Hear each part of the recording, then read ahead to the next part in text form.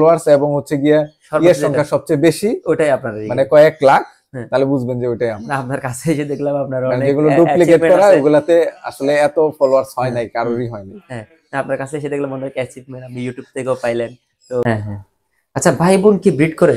ওইটা তো আসলে অনেকেই ভাই বোন ব্রিড করে না, সেটা ভুল কথা।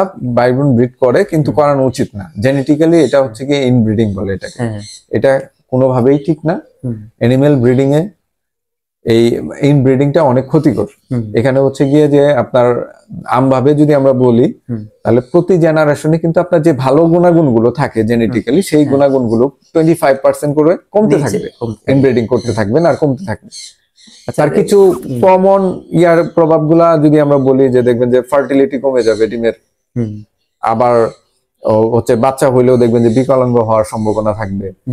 তারপর হচ্ছে গিয়ে দেখবেন যে বাবা মার সাইজ অনেক ভালো, কিন্তু তাদের ইনব্রিডিং হওয়ার পরে পরবর্তী প্রজন্মগুলা আস্তে আস্তে সাইজ ছোট হয়ে গেছে, কালার ওইরকম গ্লেজ নাই, নাই, বিভিন্ন কারণে।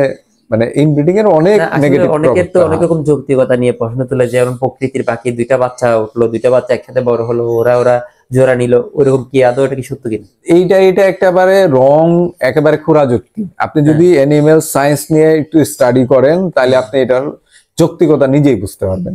আমি কমনলি বলি আপনার দর্শকদের উদ্দেশ্যে ইনব্রিডিং নিয়ে, আপনি এটা জানেন কি যে একটা বাঘ যখন বাচ্চা দেয়, বাঘ কিংবা সিংহ বাচ্চা দেওয়ার পরে তার যে ছেলে বাচ্চাটা হয়, ছেলে বাচ্চাটা একটা নির্দিষ্ট বয়স পর্যন্ত বাবা মার সাথে থাকতে পারে। তারপরে কিন্তু ওই বাবা বাঘ কিংবা সিংহটা ওই ছেলে বাচ্চাটাকে মেরে তাড়ায় দেয়, যাতে ওর ভাই বোনের বা আশেপাশে আসতে না পারে। কেন বলেন তো? ইনব্রিডিং যাতে না হয়। এগুলো ন্যাচারালি অনেক কন্ট্রোল হয়ে যায়। আর আপনি দেখতেছেন যে পাখি দুইটা বাচ্চা দিচ্ছে, এই দুইটাই যে লাইফ টাইম বন্ডিং পেয়ার থাকে, এটা আপনি কিভাবে বুঝলেন?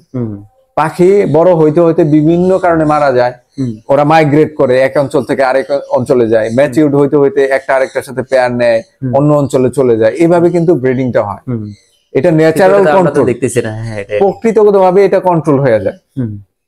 এইটাকে যুক্তিতে আনা যাবে না। আপনাকে এটা যুক্তি দিতে হলে আপনাকে আগে জানতে হবে যে অ্যানিমেল সায়েন্স কি বলে, যে জিন, ডিএনএ, জেনেটিক্স এগুলো আপনার না মানলে তো উপায় নাই। সায়েন্স আপনার মানতে হবে যে জেনেটিক্যালি যে ভালো গুণগুলা নষ্ট হয়, এইটা আপনাকে মানতেই হবে, এবং এটা প্রুভেন, এটা সারা দুনিয়া জুড়ে প্রুভেন। এটা আমি বললে হবে না, বা আপনি না মানলেই হবে না, এটা আপনার মানতেই হবে। যাক, আপনার বিদেশে আসলে অনেক কিছু শিকার হলো, অনেক অভিজ্ঞতা নেওয়া হলো। আমার মূল লক্ষ্য হচ্ছে এরা বিভিন্ন ফার্মে যাই, এই যে বিভিন্ন ওই যে ওনাদের এত বছরের এক্সপেরিমেন্ট এগুলো শেয়ার করে, এগুলো নিজের জন্য হয়, মানে অনেক শিক্ষণীয় হয়, এবং ভবিষ্যতে যারা আমার ভিডিও দেখে অনুপ্রাণিত হয় ওদের জন্য অনেক শিক্ষামূলক থাকে। তো ধন্যবাদ, আপনাকে অনেক কষ্ট দিলাম আজকে শুক্রবার দিন। আপনার ফার্মের জন্য দোয়া রইল সবসময়, যেন আপনি আরো ভালো একটা সাকসেস হতে পারেন। আসলে পশু পাখি এগুলো আসলে মনের খোরাক। এই যে আমি পাখিটাকে এগুলো পালি, আমি সবাইকে শেষ মেসেজটা দেই যে আমার পাখি পোষা, এগুলো পোষা দেখে আপনি অনুপ্রাণিত হবেন না, কারণ এগুলো বাণিজ্যিক আইটেম না। আমি এগুলো টোটালি শৌখিন ভাবে করি। ঠিক আছে, আপনার শখ এবং এবিলিটি থাকলে আপনিও করতে পারেন, কিন্তু এটার থেকে আউটপুট পাবেন, আউটপুটে আশা করে ইনভেস্ট করবেন, তাহলে আপনি লোকসানে পড়বেন। বাণিজ্যিক প্রজাতিগুলো ভিন্ন হয়। আপনি এমনি কি করে থাকেন যেটা বাণিজ্যিক আকারে? বাণিজ্যিক আমাদের গোট ফার্মটা, ছাগলের ফার্মটা আমার বাণিজ্যিক। এরপরে হচ্ছে কিছু প্রোডাক্ট, বিভিন্ন অ্যাকসেসরিজ এর আমার ইম্পোর্টের কিছু টুকটাক বিজনেস আছে। ওগুলো কি কি আছে? এগুলো টোটালি বাণিজ্যিক।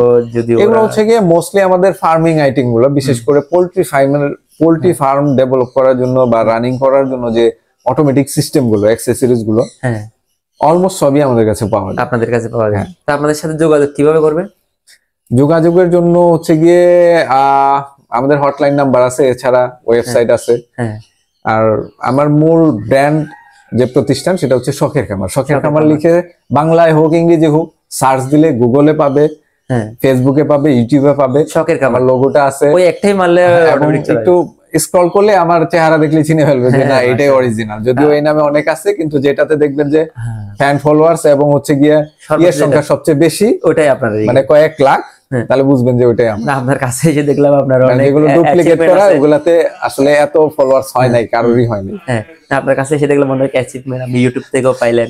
তো ওগুলোর অনুভূতি কি আপনি শেয়ার করবেন? যে এগুলো আসলে যে কোনো স্বীকৃতি বা যে কোনো একটা মাইলস্টোনে পৌঁছানো, একটা লক্ষ্যে পৌঁছানো, মানে একটা আলাদা থ্রিল দেয়, মনের মধ্যে একটা আলাদা আনন্দ দেয়।